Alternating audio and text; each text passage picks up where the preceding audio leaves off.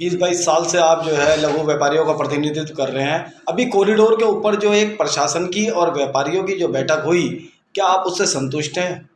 देखिए, जो बैठक हुई वो आनंद फानंद में बुलाई गई और इतनी बड़ी योजना है, इतनी बड़ी योजना में सबको साथ लेकर चलना पड़ेगा, तब जाके वो योजना क्रियान्वयन होगी। ना कि आप जो है गिने चुने लोगों को बुलाकर बैठक में, उसमें कहीं ना कहीं हमारा भी स्वाभिमान डगमगाता है। सबसे पहली बात तो है कि हम हरिद्वार वासी जिन्होंने हमने गंगा में जन्म लिया है, गंगा के किनारे जन्म लिया है, 4-4 पीढ़ी हमारी यहाँ पर बीत गई है, हमें इस भौगोलिक परिस्थितियों का पता है। हमने यहाँ बरसात भी देखी है, हमने आंधी भी देखी है, हमने तूफान भी देखा है, हमने घरों में गंगा जी का पानी आ जाता था वो भी सीन देखा है। हमने बहुत करीब से इस हरिद्वार को देखा है, बहुत बड़े बड़े आयोजन देखे हैं, कुंभ के आयोजन देखे हैं, अर्ध कुंभ के आयोजन देखते हैं, बहुत सी सोमती मावस देखी हैं, हमने बड़े बड़े आयोजन यहाँ पर देखे हैं। हमारा भी एक अनुभव है हर प्रकार से कि तमाम जो जनप्रतिनिधि हैं, जो संस्थाएं हैं, जो वास्तविक स्थिति में संस्थाएं जो कार्य कर रही हैं, जैसे कि उदाहरण के तौर पे हमारी गंगा सभा है, अखाड़ा परिषद है, ये लोग कहाँ थे उस बैठक के अंदर? चुनिंदा लोग, 4 ही चेहरे दिखाई देते हैं। मैं क्लियर कहना चाहता हूँ, बिल्कुल भी इस बैठक का कोई औचित्य नहीं है। बैठक अगर बुलानी है किसी प्रकार की तो जन सुनवाई का कार्यक्रम रखें किसी बड़े हॉल के अंदर, और एक नोडल अधिकारी इसमें नियुक्त किया जाए जो जन सुनवाई को सुने। और जन सुनवाई भी ये नहीं कि एक मौखिक रूप से होती है, रिटर्न में होती है और अपने सुझाव के रूप में, तब जाकर उस जन सुनवाई की स्क्रूटनी हो, स्क्रूटनी में निकल कर आए। आज हमारे देश के अंदर क्या नहीं है? बड़े बड़े वैज्ञानिक हैं, बड़े बड़े रिसर्च करने वाले पढ़े लिखे सोता है, बड़े बड़े मैं समझता हूँ कि जो प्रोजेक्ट चलाने वाले लोग हैं। आज उन्हें तीसरी बार मोदी जी देश के प्रधानमंत्री बने। ठीक है, हरिद्वार के विकास की बात है, हरिद्वार के विकास में बहुत से सारे क्षेत्र ऐसे हैं जहाँ पर विकास हो सकता है, लेकिन ये जो पौराणिकता है हरिद्वार की, अगर इससे छेड़छाड़ होगी तो निश्चित रूप से हम लोग आंदोलन का रास्ता अख्तियार हमने पहले भी किया। हरिद्वार को बचाने के लिए, हरिद्वार को बचाने के लिए हम हर प्रकार के लिए, हरिद्वार को बचाने के लिए हर प्रकार से हम तैयार हैं। मैं आपको बताना चाहता हूँ चोपड़ा जी, हर बार एक बात उठती है कि सौंदर्यीकरण होना है या कॉरिडोर का जो भी काम होना है वो रोड़ी बेल वाला में कर दिया जाए, जबकि आप लघु व्यापारी नेता हैं और वहाँ पे लघु व्यापारियों की भरमार है। ऐसे में आप किस तरीके से देखते हैं? देखिए, कॉरिडोर आज का नहीं है, सन 98 से ये योजनाएं कई बार बनी और उत्तर प्रदेश के समय से कई बार योजनाएं हरिद्वार के हर की पौड़ी के विकास के लिए कई प्रकार की योजनाएं बनी, लेकिन कई प्रकार की योजनाएं क्यों नहीं वो फलीभूत हो पाई? इसलिए नहीं हो पाई कि आपने हर वर्ग को उसमें सेट नहीं किया, हर वर्ग को प्रतिनिधित्व नहीं दिया। आज लगभग 15,000 स्ट्रीट वेंडर है इस पंचपुरी क्षेत्र के अंदर, वो कहाँ जाएगा? उसकी जीविका कैसे चलेगी? जो रेडी पटरी लगाकर अपने परिवार का पालन पोषण करता है, उसकी जीविका पे सवाल उठेंगे, कहाँ ले जाएंगे उसको? कहीं इसके बारे में सोचा है? आज 2012 के अंदर तत्कालीन जिलाधिकारी सचिन कुर्वे द्वारा सबसे पहले डेवलपमेंट की बात की गई थी कि हरिद्वार में ये मुद्दे कई बार उठे हैं, डेवलपमेंट की बात करी थी। उन्होंने एक अच्छी बात ये करी थी कि सबसे पहले उन्होंने कहा कि स्ट्रीट वेंडर उन्होंने 15 वेंडिंग जोन बनाया, जबकि राज्य में कोई किसी प्रकार की नियमावली नहीं थी, कोई कानून नहीं था। 15 वेंडिंग जोन बनाया।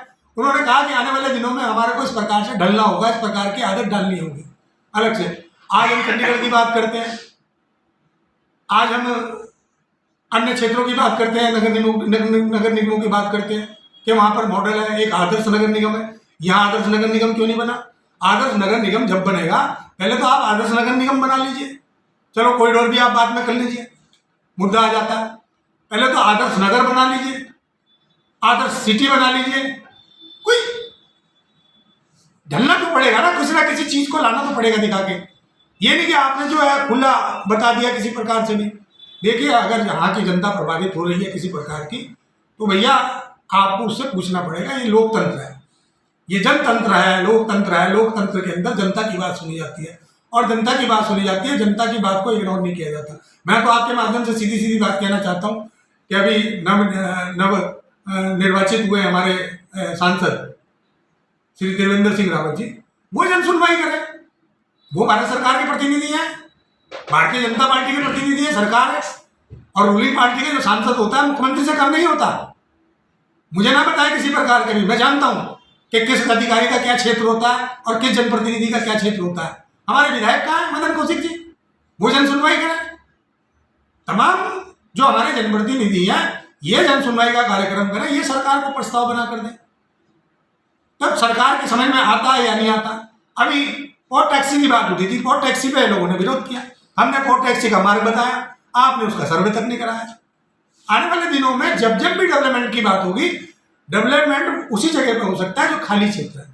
3 किलोमीटर का हरिद्वार है यार संजय जी, 3 किलोमीटर में हम जो है अपना जीवन व्यतीत करते हैं। उसके बाद हरिद्वार पसर गया, हरिद्वार बढ़ा दिया, अब आप जगदीशपुर हो गया, जगदीशपुर के बाद में जो है अन्य क्षेत्र इसमें जुड़ते गए, बहुत से क्षेत्र अभी भी जुड़ते चले जा रहे हैं। अब तो रुड़की से हरिद्वार शुरू हो जाता है। तो मैं कहना चाहता हूँ आपके माध्यम से, पहली बात तो यह है कि इस बैठक का जो बैठक हुई है इसका कोई औचित्य नहीं है।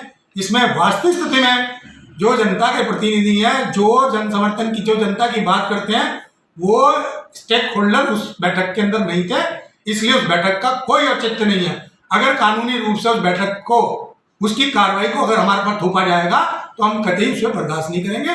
हम सड़कों पर उतरकर उसका जवाब देंगे, हर प्रकार से कानूनी रूप से जवाब दिया जाएगा, कानूनी रूप से देंगे। और ऐसे ही कोई कॉरिडोर नहीं आ सकता, उसकी नियमावली बनी होगी, उसकी नियमावली बनी होगी। उस नियमावली में कितने सुझाव है, हर कोई नियमावली जो उसको प्रभावित करती है उसके लिए पहले संजय जी बाकायदा चर्चा होती है और बाकायदा अखबार के अंदर उसका इश्तिहार दिया जाता है कि आपको कितनी आपत्ति लगानी है। ऐसा कुछ हुआ नहीं। तो अब कॉरिडोर बनाने की जहाँ तक की बात है, पहले तो आप सब लोगों को साथ लीजिए, पहले इनकी बात सुनिए, बाद में डीपीआर तो बनते रहेंगे, बिगड़ते रहेंगे, लोग प्रभावित नहीं होने चाहिए। शहर साफ सुथरा होना चाहिए, हम तैयार हैं, लेकिन शहर साफ सुथरा तैयार करने के लिए बहुत सारे रास्ते हैं। पहले आप आदर्श नगर निगम बना लीजिए। फिर मैं ये कहना चाहता हूँ, आदर्श नगर निगम कैसे बनेगा? आदर्श नगर निगम जब बनेगा जब तब सामान्य रूप से सभी जनप्रतिनिधियों को आप आमंत्रित करेंगे, उनके व्यू लेंगे, उनकी रचना लेंगे, उनके सुझाव लेंगे, उनके सुझाव लेने के बाद में तब योजना बनती है। अब सरकार बड़े बड़े एक्ट लाती है। भारत सरकार ने 200 कानून बना दिए। 200 कानून ऐसे थोड़ा ना बन गए। 200 कानून, जिसमें कौन सा कानून है उसमें प्रभावित हो रहा है। आज किसान उससे प्रभावित हो रहे थे, किसानों के लिए जो कानून बनाया गया क्यों वापस लेना पड़ा? क्योंकि किसान उसमें प्रभावित हो रहे थे।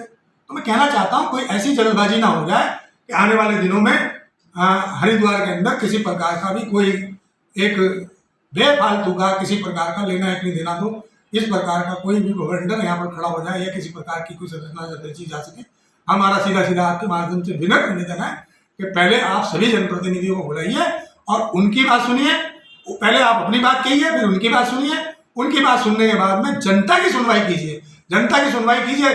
जनता अगर उस बात से सहमत हो जाती है तो सब लोग सहमत हो जाते हैं। धन्यवाद। साहू जी, व्यापारियों के साथ एक बैठक हुई है व्यापारियों की, क्या कुछ उसमें रहा? क्या आप उससे संतुष्ट हैं?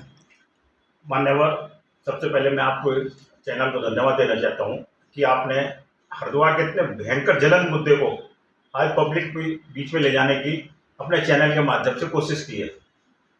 मान्यवर, कल जैसा कि पता चला अखबारों के माध्यम से, कल एक सत्ताधारी दल विशेष के लोगों को बुलाकर हमारे माननीय जिलाधिकारी महोदय ने एक कोरम पूरा करने की कोशिश की, जिसमें सब एक पर्टिकुलर गुड स्टॉक होल्डर्स इसमें क्षेत्र में जो भी प्रभावित होने जा रहे हैं, इसमें धर्मशालाएँ हैं, आश्रम हैं, स्थानीय निवासी भी हैं, दुकानदार और भी दुकानदार हैं, लेकिन इसमें केवल 4-5 लोगों को, 3 लोगों को बैठा के और अपनी वो कर लेना, मैं तो उसको इस बैठक के लिए बिल्कुल गलत मानता हूँ। ये बैठक ही गलत हुई। कॉरिडोर को लेकर के जो वहाँ पे जो चर्चा चली थी उसमें व्यापारियों ने या प्रशासन ने क्या कुछ दिखाया या इन्होंने क्या अपना पक्ष रखा? जैसा कि अखबार वालों का कहना है कि वहाँ पे जो कंपनी है उनके सुधीर गुप्ता जी जो CEO है, उन्होंने प्रेजेंटेशन जो उन्होंने अब तक बनाया है उसको दिखाया लोगों के सम्मुख। अभी लोगों की समझ में आया नहीं आया तो ये जान सकते हैं, क्योंकि हम तो थे नहीं वहाँ पे। लेकिन हमारा तो कहना है कि जन सुनवाई होनी चाहिए। जैसा ज्वलंत मुद्दा है जिसमें पूरे शहर को उजाड़ने की कोशिश की जा रही है, शहर को खत्म करने की कोशिश की जा रही है। बसे बसाए 500 साल पुराने शहर को 5 दिन में उजाड़ने की जो कोशिश की जा रही है, हम इसकी निंदा करते हैं। हर जगह जन सुनवाई होनी चाहिए। 31 वार्ड जैसा शासन ने कहा कि इसमें नगर निगम के 31 वार्ड प्रभावित हो रहे थे। 31 वार्ड के जनप्रतिनिधि, 31 वार्ड के जो हमारे सीनियर सिटीजन्स है, 31 वार्डों के जो हमारे अन्य सब प्रबुद्ध नागरिक हैं, उनसे भी इनकी सलाह ली जाए और ये जन सुनवाई खुले में होनी चाहिए, ना कि 4-5 लोगों को बंद कमरों में बैठा के चाय समोसा खिला के और उसको बैठक ली जाए।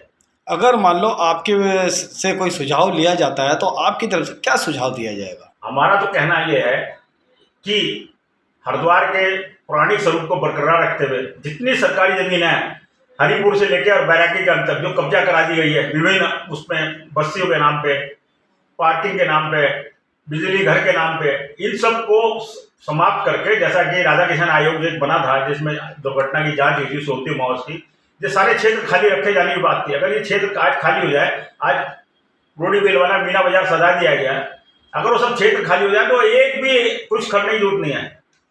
और ट्रैफिक प्लान को अगर सरकार जो यहाँ के स्थानीय अधिकारी हैं, अगर ट्रैफिक प्लान को व्यवस्थित कर दें और अतिक्रमण के नाम पे जो मुद्दा उठता है हर बार मीटिंगों में अतिक्रमण, उसको अगर समाप्त कर दिया जाए तो मैं तो समझता नहीं कि हरिद्वार में 1 करोड़ आदमी 2010 के कुंभ मेले में एक दिन में नहा के चला गया था, उससे ज़्यादा आदमी तो नहीं आएगा ना।